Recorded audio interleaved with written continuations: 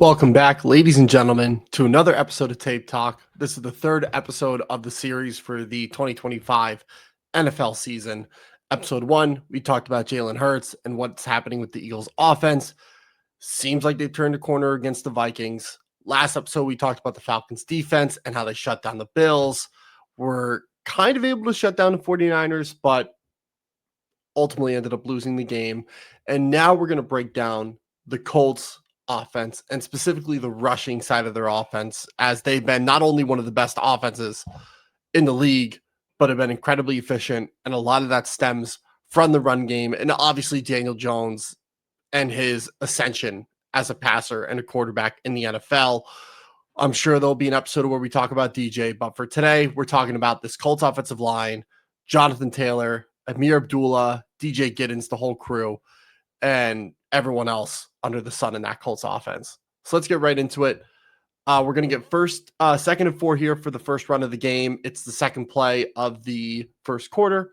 Indianapolis is on their own 31-yard line, and we're going to be predominantly just in the end zone view for this episode, but just to give you a better idea of what exactly is happening.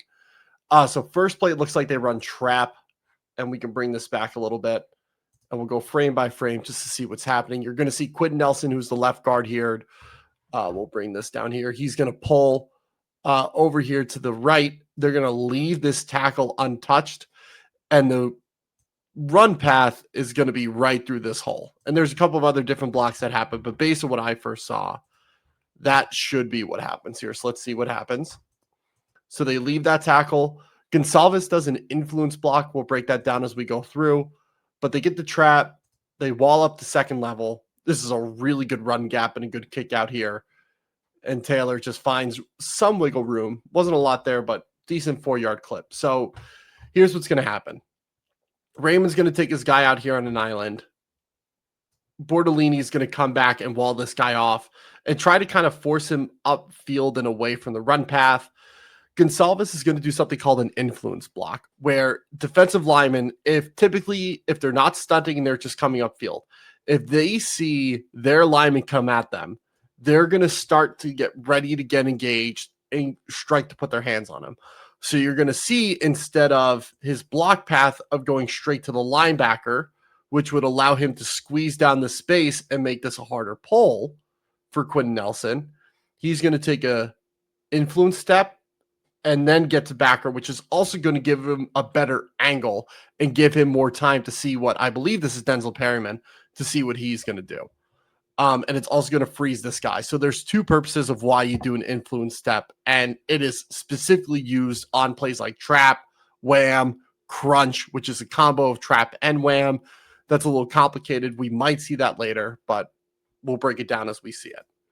Then, Braden Smith's going to leave this guy and get the second level and try to seal him off to create this run lane here, and Warren's going to be here. So essentially what you get is they're trying to run behind Quentin Nelson's block up through this hole here. And based on pre-snap, they have the numbers, and he's just one-on-one with the safety, which is Derwin James here. So we'll see that in slow motion. He gets a tap. So you're going to see Gonsalves, his first step goes upfield, but he has this body lean. Typically with the influence step, you're going to see the foot where they're trying to influence come up, but you're going to see he just slightly shifts his body towards his man. Then he gets upfield. If we bring that back just one more time. See that slight shift? That is enough, or could be enough, to deter the D tackle from getting engaged or shooting this gap right away. And you see Braden Smith kind of does the same thing. Then they leave. Braden and Warren get a little tangled up, but it still works. If Smith doesn't fall, that's probably a much bigger gain. But he gets to where he's supposed to do, or he gets to where he's supposed to go kind of clumsily, but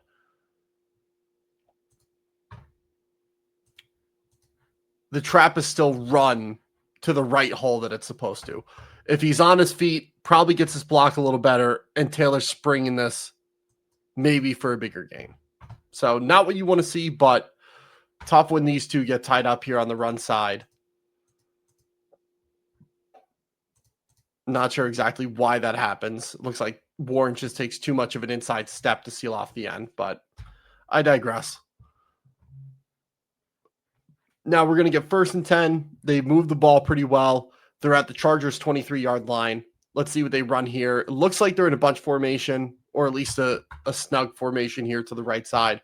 We're not doing the sideline view because run game is a lot easier to dissect with the end zone view. Looks like they get inside zone split or a wide zone split, depending on the blocking. And Taylor springs it for a massive touchdown run. Okay, so let's see exactly what happens. You're going to get motion away. I believe that's Josh Downs or Anthony Gold that goes in motion. And what you're going to get is you're going to get the jet motion and then him splitting back across the formation.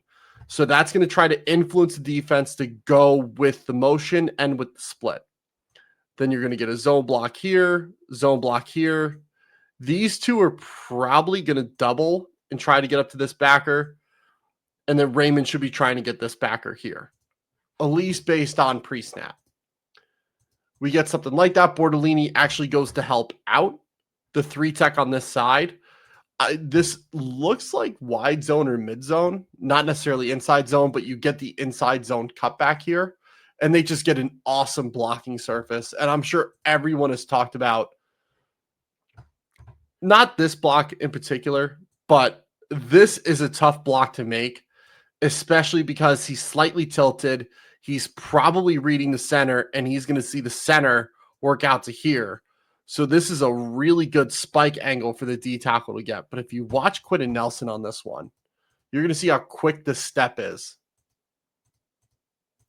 His foot is in the dirt on his first step, and this D tackle hasn't even taken a step yet. This is what makes Quentin Nelson one of the best guards in the league, is how good his first step is. He gets a really good seal off here. He gets his head on the opposite shoulder or to the play side shoulder, which is what we want. This is textbook. Gonsalves gets a good reach, which is going to help Bortolini help take over. They double and wash their guy out. Denzel Perryman goes into the wrong gap. So now you got two guys in the wrong gap, which gives Taylor this really nice spring action on the cutback lane here, which we'll check out in a second. Good cutback. And he just outspeeds Derwin James.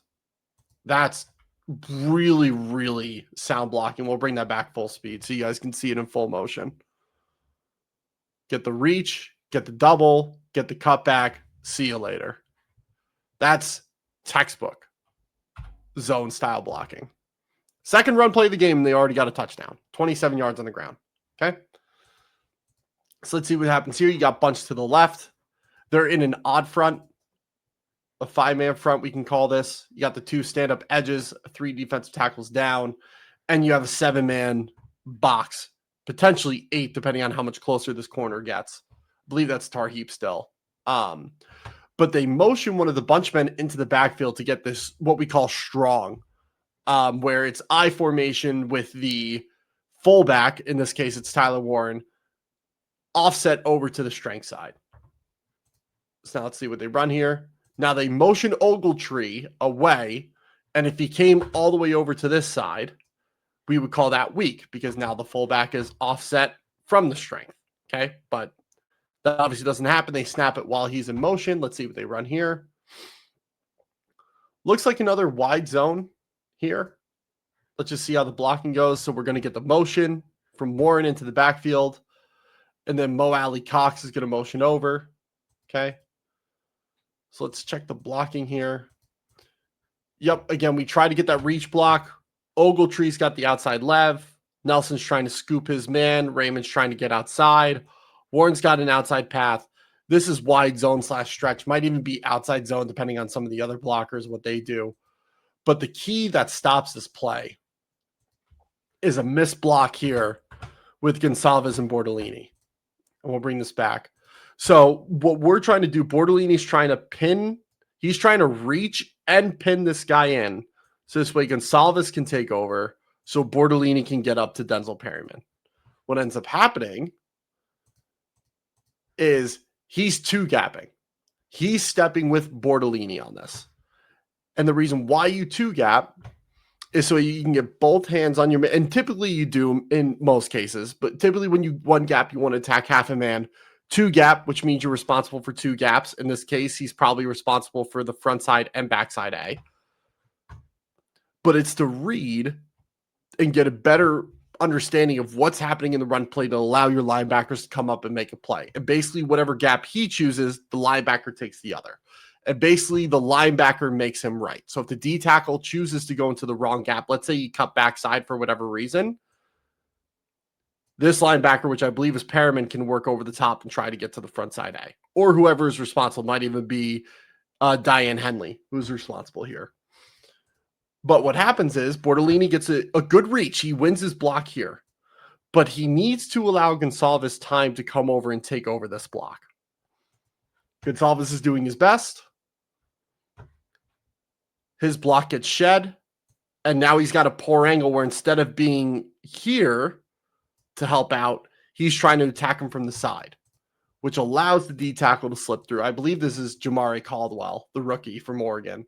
And he's going to end up coming in and making the play, which if he doesn't, this might go for a yard or two, but that does not help missing that block.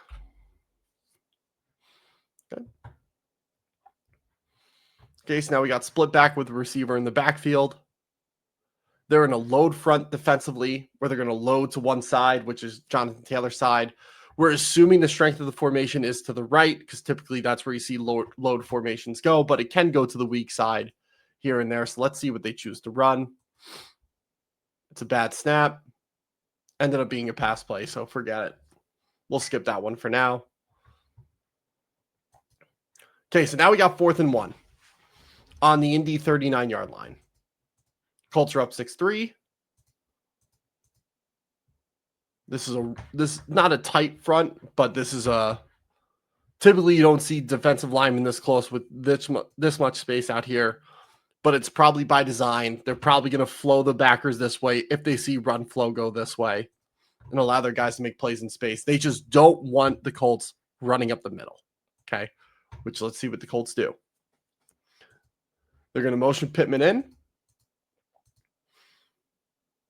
And it looks like, what run is this?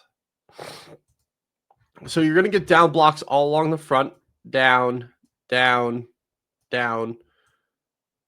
This looks like it's just a long trap. Or might even be power. But let's see. Everyone's down, down, down. I wonder if this pull is just to influence the linebackers out of the box. So JT can just hit the hole. Because he's not even really worried about blocking anyone until he's way outside the box. So I'm wondering if the pull is just to influence the linebackers out of the box. Because typically if they're keying Nelson, they're going to see him pull this way and they're going to flow. So I'm wondering if they intentionally did this to get the linebackers going elsewhere, which they don't. Dayon just sits and Perriman comes up into the hole. Taylor makes a good cut. I believe he got a first down on this. Let's see. Yep, 1st and 10. This is the very next play. And this is going to be pretty quick film review. I know the past few have been long, but this one should be quick. There's not that many run plays in this tape, but based on what everyone voted on, we wanted to see the Colts, which I agree with. The Colts have an awesome run game. Colts line up in 13 personnel, 3 tight ends. Let's see what they choose to run here. Kind of like shotgun wing T. Obviously, it's not that, but has the same makeup of it. Okay, and this is just a pass. This might be a Daniel Jones scramble, which it is. So we won't dissect that, but okay, so now you got 3rd and 3. Spellback is in. Amir Abdullah, savvy veteran. Did well at the end of last season for the Raiders. 3rd and 3, 4:20 left in the first quarter. Still 6-3 ball game, and you're at midfield or around that area. Okay, so let's see what they do. So now you're going to get this mug look over the tackle. This is a linebacker walked up. Or this might even be a load front still. Yeah, because the linebacker's over here too. Okay. So let's see what they choose to run. Ooh, is this duo? Let's see.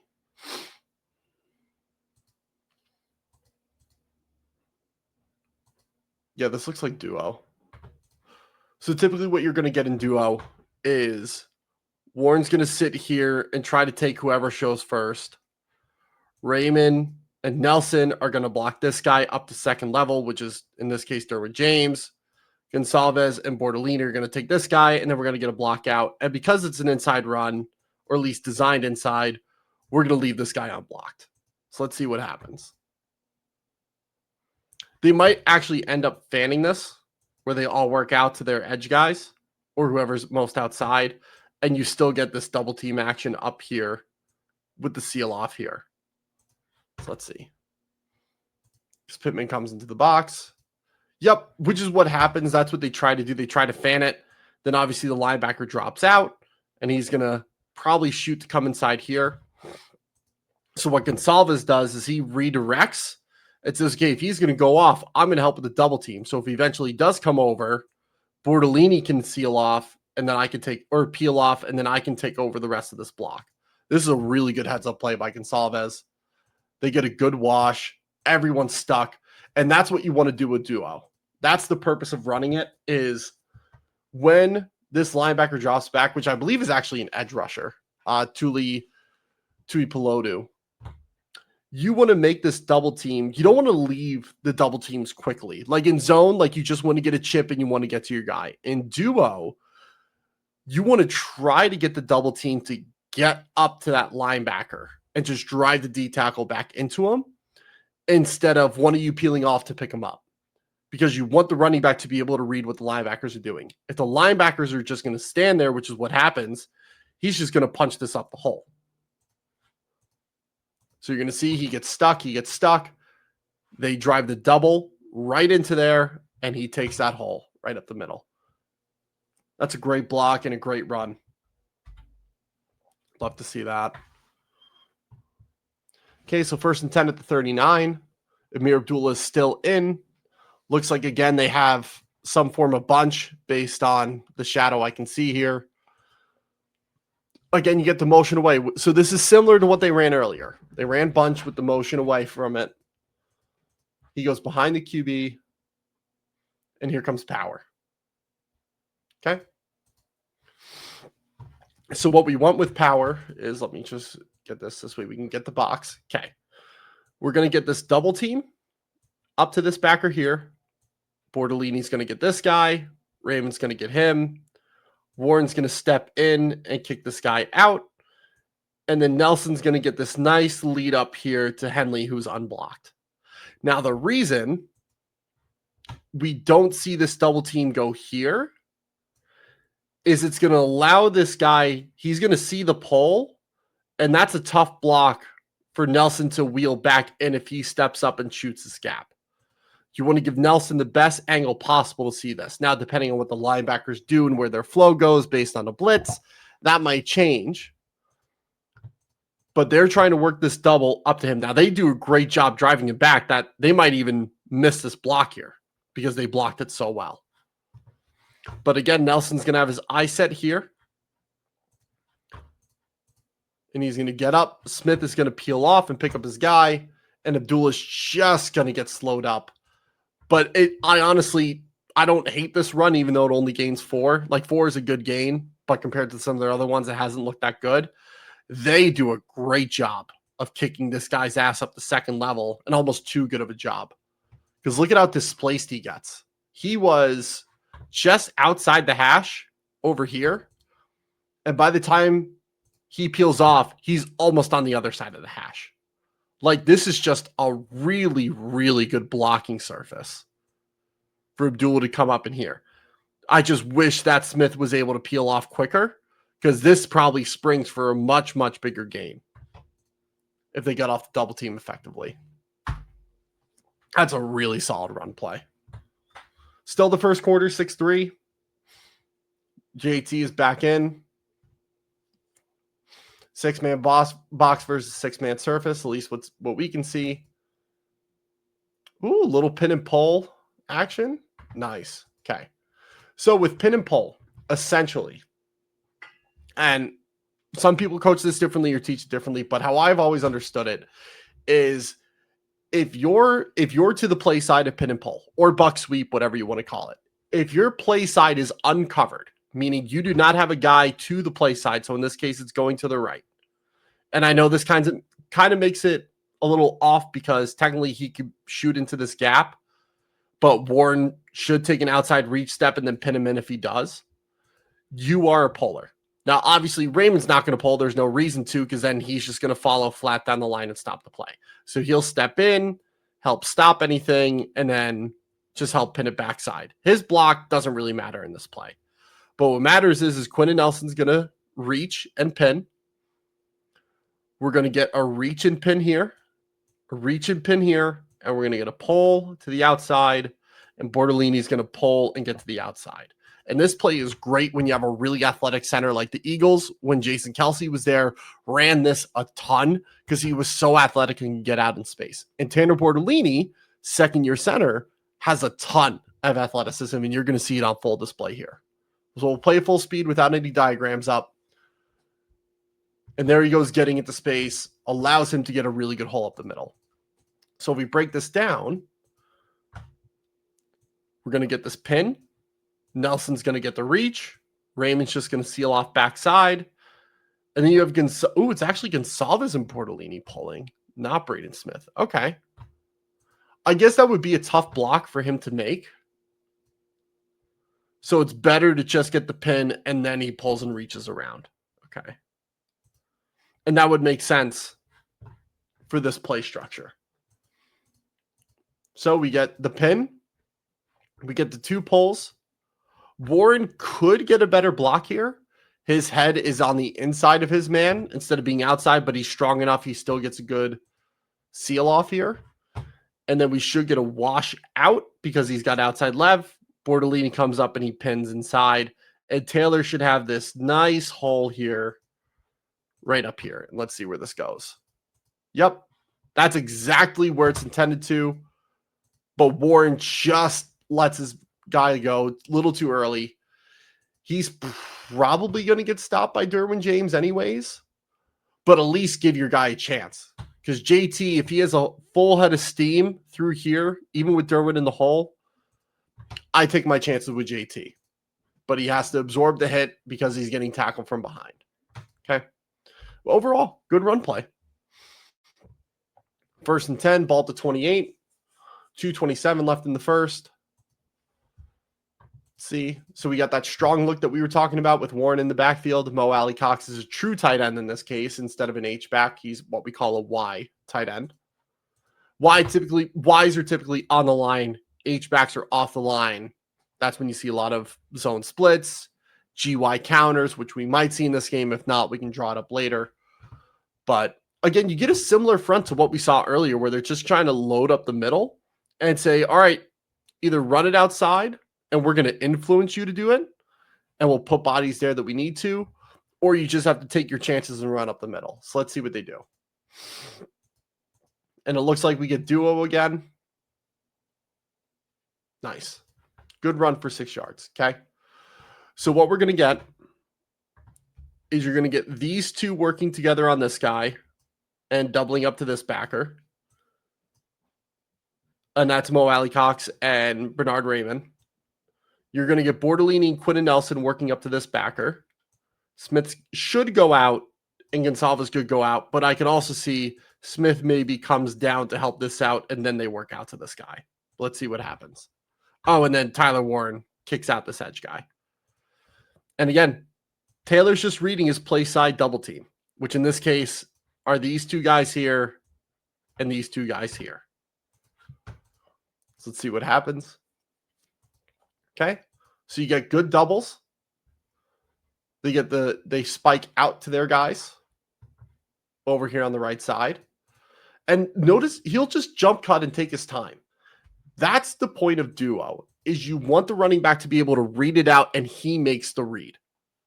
on where he needs to go, which, like, you could say that happens on every running play, but most running plays, there's a specific hole and a specific gap you're trying to hit. On this, you're just trying to get a feel for space. And even though it looks like zone, this is actually what we call man style or gap style blocking. It's just power without a puller, essentially.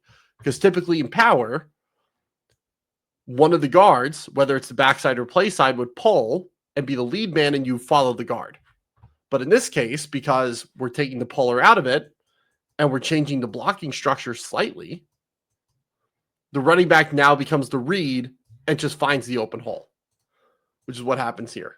Steps up, jumps cuts to pull the backers over this way to create a cutback angle here, which is what happens. Bortolini gets up to Henley, gets a good seal block, and bang. Decent run. We'll watch that full speed one more time. This way you guys can see it. Jump cut. Brings it back inside. Great job. Okay, so now 4th and 1, going for it again. Still 6-3. This is still the first quarter. Let's see what they do here.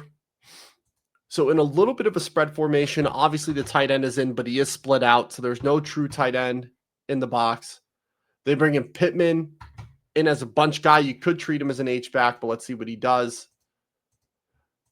This box is loaded. You got 1, 2, 3, 4, 5, 6, 7, 8 in the box against a 1, 2, 3, 4, 5, 6, 7 man surface. This is a numbers advantage that should work out for the Chargers, but let's see what happens. Nice little toss. Great job. Okay. So what we're going to get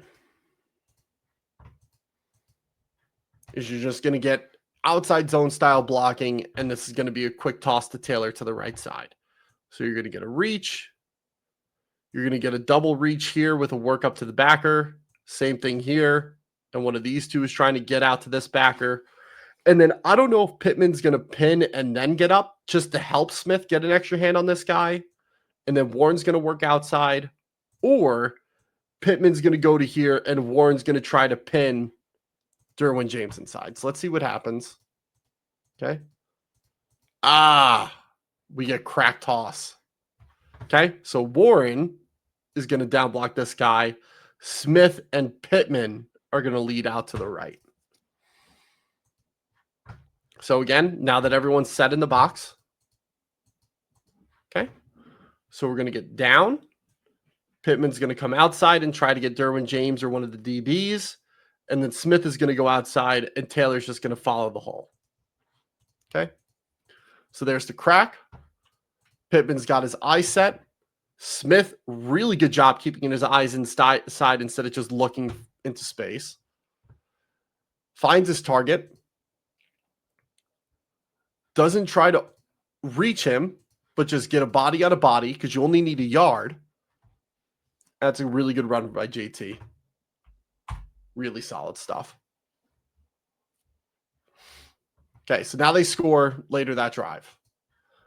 Now they get the ball back. It's 1st and 6 on the Chargers 6-yard line going in. Okay. So again, you're going to get a 6-man surface, even though it's kind of spread out, and 8 in the box against, again, what looks like another bunch formation, but maybe they motion another guy over, which they do. And Gold's going to do this orbit return motion. A lot of people call it different things, but just quick diagnosis. That's what I'm seeing. Okay. So again, just like last play, 1, 2, 3, 4, 5, 6, 7 versus 8. Numbers game. Let's see what happens. Inside zone split. That goes nowhere. Okay. So what you're going to get a out block here. They might even fan this where they get Bortolini here, Nelson here, Bernard Raymond here, and he splits back across. It's tough because you just get no double teams. You would get one. You would get one here. They would work up to this backer. They would leave this man alone. And then hopefully the influence of it, Pittman can kind of loop up and get this guy. Personally, how I would block it, this guy is so far out of the box, it doesn't matter. And if you're blocking this way anyway, it's just going to be body on a body. And this might end up being how they block it. But out, you get a double here up to this guy. You get a double here up to this guy. And then the split takes care of the backside man. And then if you want, Pittman can just kind of help in or just seal someone else off. So let's see what happens. Because it's the backside edge who makes the play. So again, the identifier there, man coverage. Let's see what they do. Okay. Let me bring that back. Yep, so that's exactly what happens. It was the first option. They fan it, fan it, fan it. They should be... See, I don't like this. I think they should be leaving Thule for Warren to kick out, and they should be getting a double team up to Perriman. But they don't, so let's see what happens. Because there's no double team, he beats the block. So now Warren's got to cut his block short, and he's jammed in the backfield. Okay. So this is the one play. It might have just been a miscommunication up front, but if this is a play design thing, like you're already splitting him across. And yes, he could squeeze off his ass, and then Taylor would have to bounce it into Derwin James, which you don't want in the backfield. But same thing we talked about influence steps earlier. Influence, and then come back and help out on the double team. Let's see what Braden Smith does. He just kind of steps in and takes up space. So now you're asking Gonsalves to just take on this man. And this is a tough block. Like, it doesn't look like it, but this is like, yeah, like he's already here. You could just drive him out. But the problem is that you don't want him to win inside because that's where you're trying to run. So if they stunt this and you just step out here, you're done. So now you're asking him to take an inside step and trying to pin him out. But then the problem you run into that is if he gets vertical, which he does, he's just going to penetrate. And you're going to see, I believe this is Igboibi, second year out of Alabama defensive lineman. He's just going to get upfield. And because you don't have the double surface helping this out, none of them can peel off to get up to Perriman. So now Perryman's going to he'll get blocked eventually, but now he's taking up an extra blocker. Braden Smith is doing whatever he wants to do on his hands and knees again. Warren now has to kick out the wrong guy because he didn't make a good block because it just wasn't sound run blocking scheme. And then the farthest man outside the box, besides Derwin James, someone who should be accounted for and just blocked by the split player, now comes in and makes the play.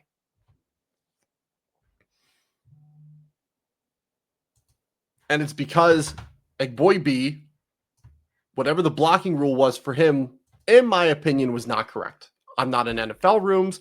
I'm not in that offensive line room. So take what I say with a grain of salt. But just X's and O's, basic fundamentals and understanding of football, that's not how you want to block inside zone split, in my opinion.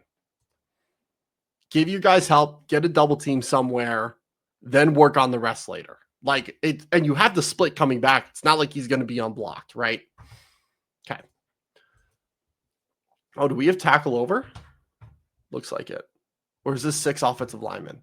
This is 6 offensive linemen. So they bring in rookie Jalen Travis.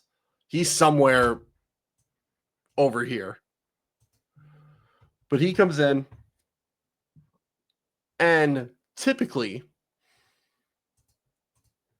you're going to see how the linebackers are bumped over. Because typically the linebackers, Perryman might be here and Dayon might be here in this kind of set where you have, and not an even front, but you have a mirrored alignment where you have a nose or zero tack head up on the center, and then you have a 4-eye and a 4-eye with the other D tackles, which is just 4-eye just means inside shoulder of the tackle.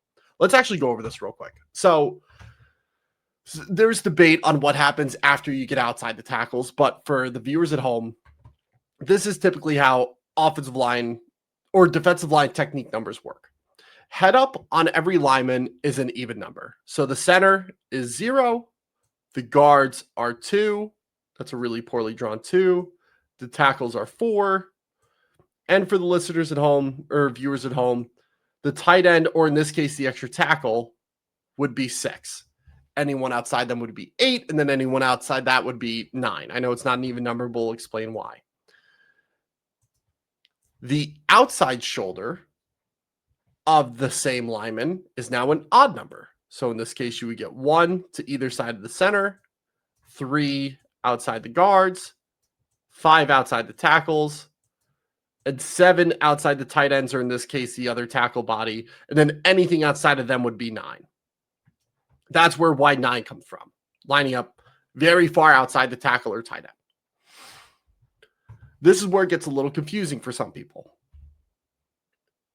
For the inside shade of a specific lineman, like let's say a guard, tackle, tight end, it is the even number, which is the head up number, and then you put an I after it for inside.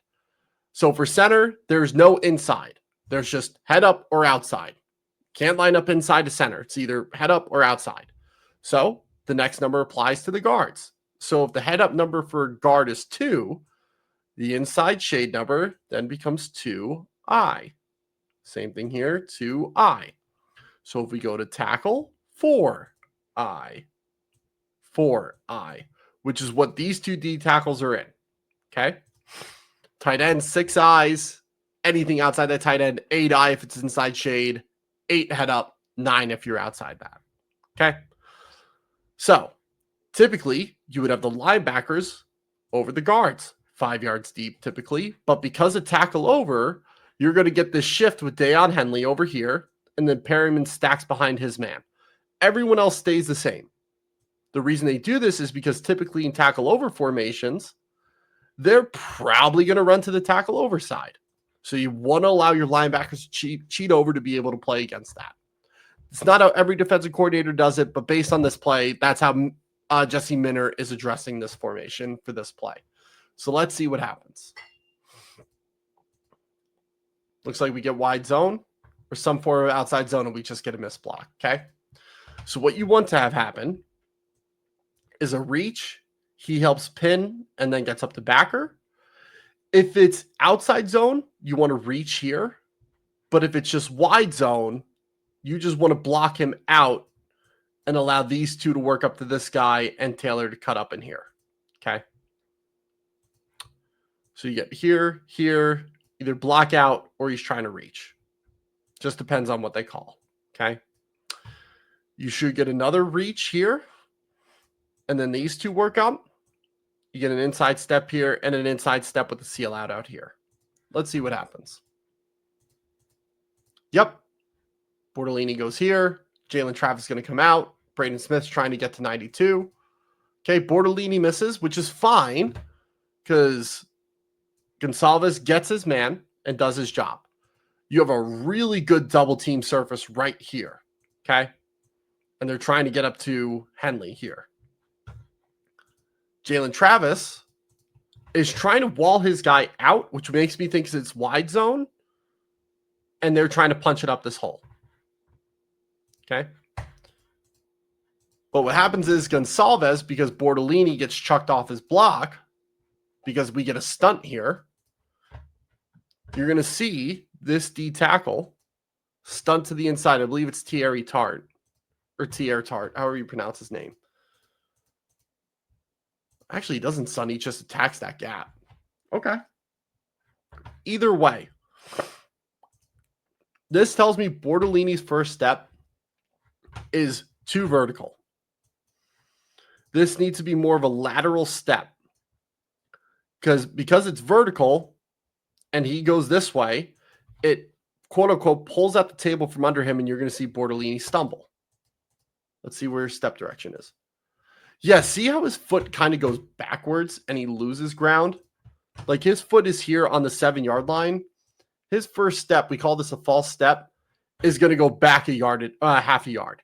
You do not want to do this as an offensive lineman unless they're being coached to do it to help give them more space to work with, to help with a play like this. I personally wouldn't teach it like that, but maybe that's why I'm not an NFL offensive line coach. But because he gives up ground, now his body is leaning forward and his feet are back. Physics, you're just going to fall. And yeah, he recovers. But if he takes more of a lateral step here instead of backwards, he probably keeps his balance and is able to get and work up to Perryman. And it probably gives a better blocking surface on Tart here. Okay. So Tart gets a really good rip. He continues to fight. Gonsalves can't beat him to the spot because he didn't really get help from Bortolini because he false stepped. Now JT is forced to cut back because he made a really good play. And then Naquan Jones is just there to help, and then everyone else rallies. One guy doesn't do the right thing from the smallest technique detail, and a play that should hit based on the blocking surface doesn't. But that's football. Shit happens. Okay. Colts are now up 20-3. Halfway through the second quarter, 1st and 10. Indy's on their own 37. Okay. Back to their normal formations. Little snug look at the top. You got your standard overlook where you got a 3 tech to the strength, 2 eye or 1 tech to the backside. Backers are walking over. Pretty standard front. Let's see what they call here. Oh, that's a nice play by Tart. Okay. Let's see what he does here. They got the motion. Okay.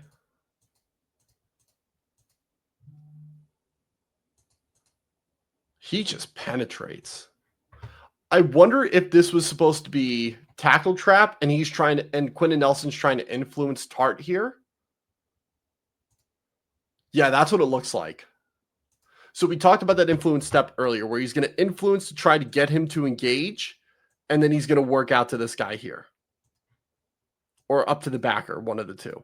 But they're running tackle trap. So it's basically trap, but inverted a little bit, right? Because typically you would get trapped going to the strength.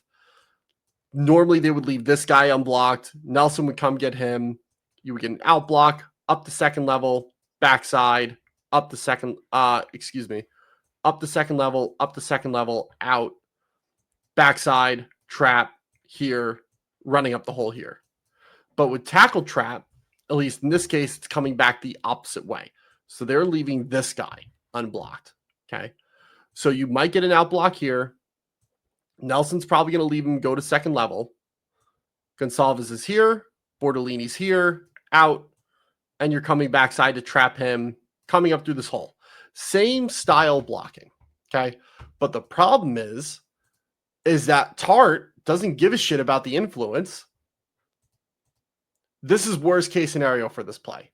Now, I don't want to discredit Nelson here because technically this isn't really his block based on the design. But if this guy was shaded over, let's say he was a 3 tech over here, then Nelson would be leaving him and taking Perryman. And then he would have the trap here. This is an adjustment we have to make called a long trap, where you get the down block here, he comes up to the field, and then he's trapping the edge, right? That's like one little adjustment you can make. You could even make it where it's a tackle wrap, and he's coming up field to pin Perriman, and you block him out and you block him down. The same thing happens. You get 2 guys coming this way and 1 guy going this way. What happens here is that because he's here and they want to run that influence, there's just not enough time. And any good defensive lineman like Tart is going to sniff this out and make a play in the backfield like we see. Again, just my 2 cents, but I guarantee you Shane Steichen is not going to block tackle trap like this ever again after this game. And if he does, he's not self-scouting well enough. Okay. So 2nd and 4, they're an empty here. Jonathan Taylor is split out over here on the left side. We call this wide 9 or just a wide front where they're leaving. They have no one lined up inside. The guards are outside the center. You have 4 eyes. You have 4 eye on the offensive left, 3 on the right. So let's see what they do.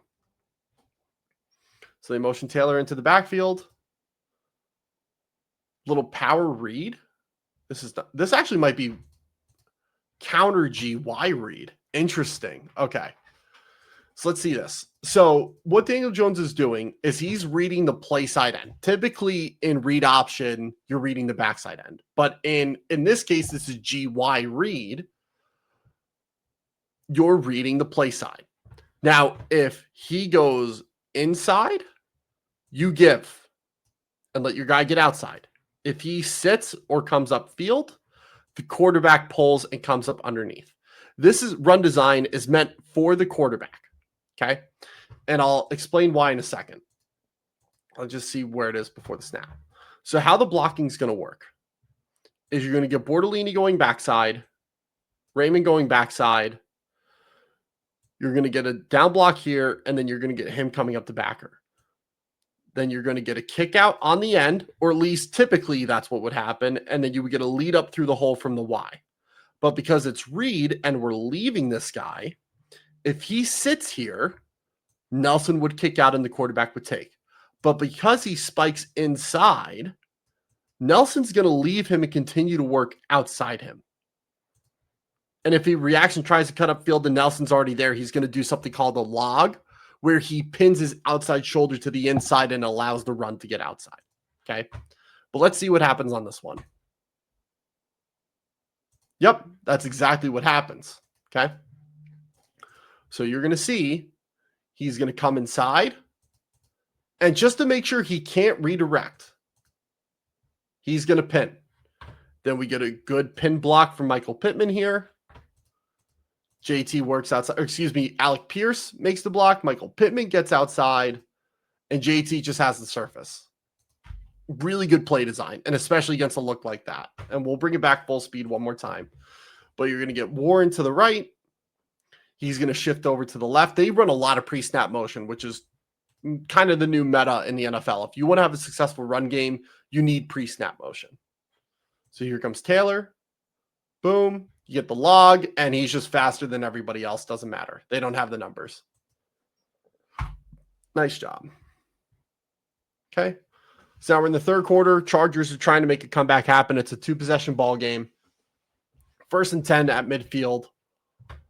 Let's see. They run that same orbit return. Okay. Or boomerang motion. Some people call it that too. And they're not in man coverage. Because, yeah, he's bumping, he's moving around, but there's no clear man indicator. Not that it would matter for the run game, but it could. Okay, so let's see what happens here. And again, you got a snug look to the top. Pittman's off screen here. Let's see.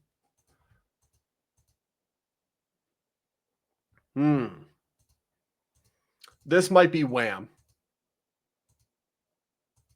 Yep. This is either wham or inside zone split, and Warren just picks up Nelson's guy. But they bring a good run blitz off of this. Okay. So what you're going to see is you're going to see the spike inside, and you're going to see, I forget if Dayon comes in and Derwin goes outside, or if the end goes inside and then these two are folding on the outside. But let's watch in slow motion. Let's watch these three on the right. Derwin's going to step up. Henley's going to step up. Nice. Okay, so Derwin's going to come inside. He's going to come inside. If the run bounces outside for whatever reason, there's an arm free, and Dayon's going to be there over the top. Okay. But because of that run stunt, okay, if this is true inside zone split, what you're going to get is you should be leaving this guy here. He's either going to come down into the box here or take out one of these guys. Nelson should take him, and we should be getting some sort of double team, whether it's to Perriman or to the backside where Steele is. Okay. Bortolini. See, this is the tough part. Based on the front, he should be going here and up to this backer. I think that's what's happening, actually. I think we're supposed to get a double here to this backer. Raymond's coming up. The split's supposed to take out the end here. Okay. And then we should just get an out, and we should get an out block. Okay. And Taylor's cutting up through this hole with Dayon unblocked. Okay. Which is a tough play, but just based on the front, here's what we're going to get instead. Raymond's going to spike up field to try to get Perriman. Nelson's going to block this guy.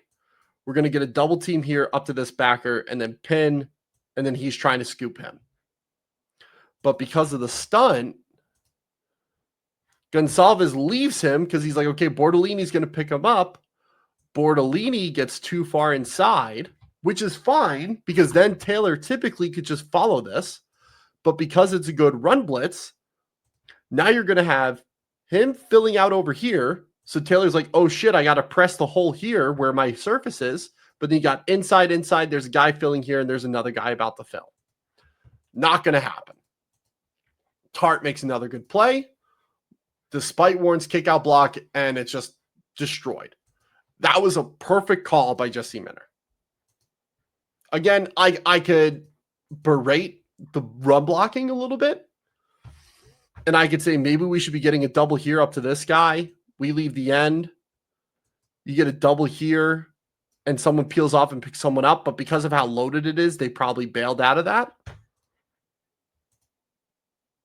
And it's just a missed double team. As good as the Colts offensive line blocking is, it seems like the right side of the line is a little bit more of an issue, particularly with Smith and with Bordolini. And granted, they're good players. Like I'm not saying this to knock them because that's not what this is meant for. But it's just painting a picture that even good players like them do make mistakes. And when those mistakes happen, it seems to bite them in the ass a little bit, right? But again, I digress. They're killing them with the ground game this game, right? So let's see what happens. 1st and 10 in the red zone, 3 minutes left in the third quarter. This is a chance for the Colts to not put the game away, but make it a very hard comeback for the Chargers, okay? That's just gorgeous. Let's see what happens, okay? Again, trap. And this is just, oh my God, that's just a beautiful read by Taylor. Okay. So again, here comes trap. You're going to get that influence step and then up to the backer, block out, backside, here, pull, and trap him. And he's just taking this hole here. Now what happens is they're going to stunt to this. And I believe there's an apex coming off the edge. But let's see in slow motion what happens. It's a 20-point ball game, by the way, 37-17. Okay? You're going to get a stunt. There's that apex blitz. The linebacker comes over. This could destroy the blocking scheme. And this is why you run the influence step, by the way. Who is this? Naquan? See how he stumbles? This is why you do the influence step. He's getting prepared to take on Nelson's block and Raymond's block. But because they influence, it gets him stuck here and makes this a much easier block for Gonçalves. Okay? Now Taylor can read. He sees where his helmets are. Okay? Outside. He's kicking here. He's already thinking, okay, my wineback's going to be here. So now he gets his eyes to Smith. And because Daniel Jones has a good play fake here, and he's got to respect quarterback because the run's not his responsibility here based on the blitz. He is way out of position. Taylor has his eyes to this next block, and he's going to cut all the way back on this lane. That's just money. And he's been the best running back in the league this year for a reason, for plays like this. We'll watch it full speed. Actually, I'm gonna give you guys a treat. We're going to watch this in 0.75. Okay. Blocks. There's the pull. Cut back. We might even bring that to 0.5. That almost happens too fast there. Okay. This is one of the last plays, so I want to savor it. Okay. There's the influence. There's the trap. There's the cutback. And there's the green grass with no DB is tackling Jonathan Taylor with a full head of steam. That's awesome. Okay. So now we get into the fourth quarter. Oh, of course, NFL Pro does this every single time. While we load, if you guys like what you've seen here, go to thehouse-enterprise.com and find all of your football, beverage, sports betting, whatever needs you're looking for. They're all on the website there. Let's see. Where are we? All right. We got about 6 plays left. We'll try to go through these relatively quick. But 38-24 here in the fourth quarter with just over 3 minutes or just over 3 minutes ago. Indy's got the ball in their own territory. But again, if you want to read, you want to watch podcasts, you want to do anything with just content consumption, all the stuff there is in the description at the house at house-enterprise.com. Lots of great writers, lots of great podcasters, and just general content creators on the website there. Feel free to go take a look to get more content just like this. Let's see. So again, they come back to that 13 personnel type formation. Okay. All right. So now they bring Pittman in to the box. So now you have a 9-man blocking surface. So let's see what they choose to run here. Okay. Looks like duo. Taylor gets a good cutback. Oh, man. This is textbook duo. This is teach tape, ladies and gentlemen. So Pittman's going to come to the box. Okay. So what we should be seeing is a double team here. And Pittman's going to help and work with it some way, somehow. You get a double double here, double here, double here, double here, and a kick out. And you got here, here, and then maybe up to this, maybe up to this. Okay. And Taylor's just going to read it. If the surface is here, he'll take it here. If not, he'll bounce it outside. I might be getting the terminology wrong. And then if everything is washed down, he should have the backside open. So let's see what happens. Interesting. Yep. So that's what happens. Pittman just can't get into the blocking surface with this. So you get 3-on-2 on the outside here, and you got a 1-on-1 here, which is fine. Pittman eventually gets involved. You get a really nasty double team here on Caldwell. And this is where that cutback happens. You get a good wash here. You get 3-on-2 with this third body overcommitting to the hole. So it's going to be 3-on-3, 1-on-1 to the outside with Derwin James. And Taylor, as he's been doing this game on duo runs, is going to influence everyone to the inside where he knows his blockers are going. And he's going to either try to hit this hole, or when Derwin James commits, he's going to go outside that. Derwin James commits inside. The corner gets too far committed. He's the outside.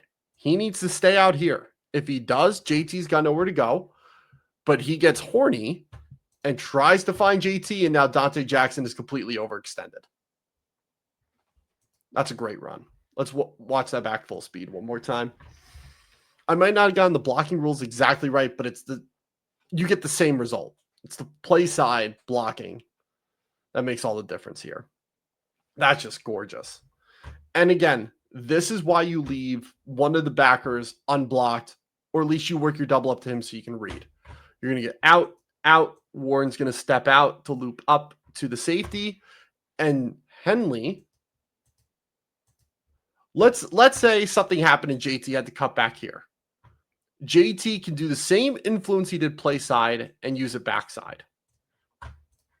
But he doesn't need to, because he works and he gets outside. Great run. Okay, 3 minutes, 17 seconds, 1st and 10. This is the very next play. Based on the serve, I would highly, not highly, but I would guess this is going to be duo again of some kind. But again, let's see what happens. Oh, wow. It's duo again. Except they stop at this time. I think it's because they ran a run stunt. Yep. So you're going to get a spike. You're going to get a loop. And this just completely penetrates what they're trying to do. Blocking surface. So again, if the rules are these two are here working up to this backer, he's got out, these two are here, and then these two are here, or one of them's going up to backer, one of them stopping this. Okay. Or they're fanning and allowing this double team to work up. If their steps are here and he goes this way and this spike comes here, his eyes, this just allows Egboigbe to penetrate and come right into this hole since he's leaving. And then this loop just takes up space. Okay, so we'll go frame by frame. That's exactly what happens. He penetrates. Caldwell replaces. And JT has to cut back, and there's a good blitz by Henley here. It might not be a blitz, but he fills right behind it. Yep, he's blitzing. Spike, blitz, filling and replacing. Which is a tough play by Caldwell because he's still trying to read out the play, which he should. But he really should just be in this space here, which is what he ends up doing, and he gets a TFL. Gets there a little late, but I understand why, because he's trying to play the block still, because he's not used to doing a movement like that. But he gets back to where he's supposed to go because he sees the running back, and then he goes and makes a play. Again, Jesse Minter, really good run stunt. He does this. That's his specialty, right? So again, trying to kill the game, 2nd and 11. Still over 3 minutes. Chargers are burning timeouts. Now they run that same motion where they bring Pittman into the box. And Daniel Jones sees something, so he checks out of it. So he's like, nope, go all the way to this side. Let's see if this is where Duo is going to go now. Nope, they're just trying to create a different tendency. So again, after Pittman goes away, go. Play side's coming here. You're going to get this instep, and he's going to block out. These two here. And you're probably going to get another arc release here, and then he's filling up somewhere, right? With a double team focus. Maybe they go backside to help out with Henley. Maybe it comes here or goes play side. Let's see. Okay. It's not what happens, but that's okay. Let's see how they block this. I'm going to see this one more time.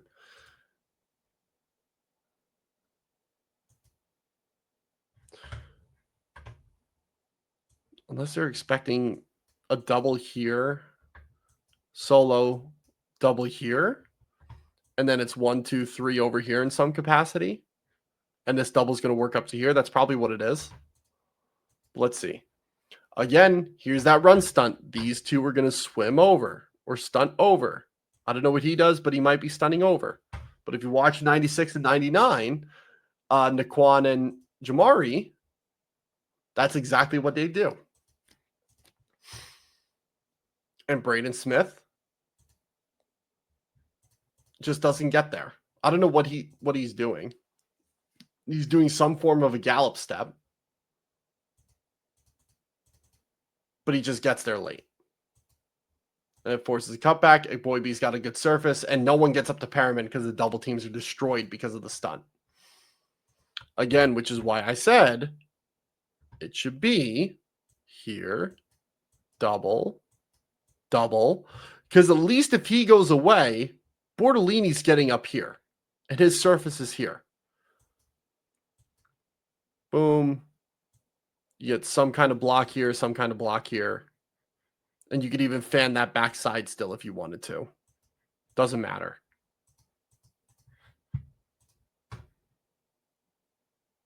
But instead you get this.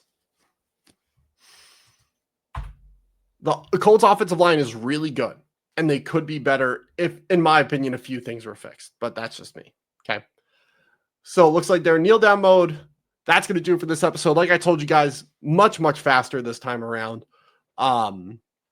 23 runs, or at least what NFL Pro is calling 23 runs. It was probably actually like 17 or 18 designed runs that we saw, but got to see some really solid blocking. You got to see a lot of movement from the offense to set up run tendencies. We got to see duo. We saw GY counter. We saw different types of traps and whams. We saw inside zone, wide zone, zone splits. Saw some power in there. Like they ran everything. They even ran pin and pull. They ran everything under the sun this game, and almost all of it worked, right? And defensively, we got to see how a team like the Chargers would address the run. Granted, they got to it a little late. They were kind of static until the last couple of drives, but you guys saw what happened. And that's the takeaway, is that they didn't even have to run a lot, and the run game predicated a lot of what the Colts were able to do in this game, and it resulted in a big win, right? So with that, feel free to check out the other two tape talks we posted before this. It is Wednesday evening. As I'm recording this will probably be up either Wednesday night or Thursday morning. So this way you can get into it before Thursday night football starts. The Chargers do play on Thursday night, so you can watch their defense and see how they play a team like the Vikings, who have pretty decent run design themselves. But as always, I'm Jordan Lauby, the NFL analyst here at the House Enterprise. If you liked here and you want to see more, feel free to look at all the videos that we have on the House Enterprise. Feel free to follow me on my socials. They'll be in the description below. And we will see you guys next time.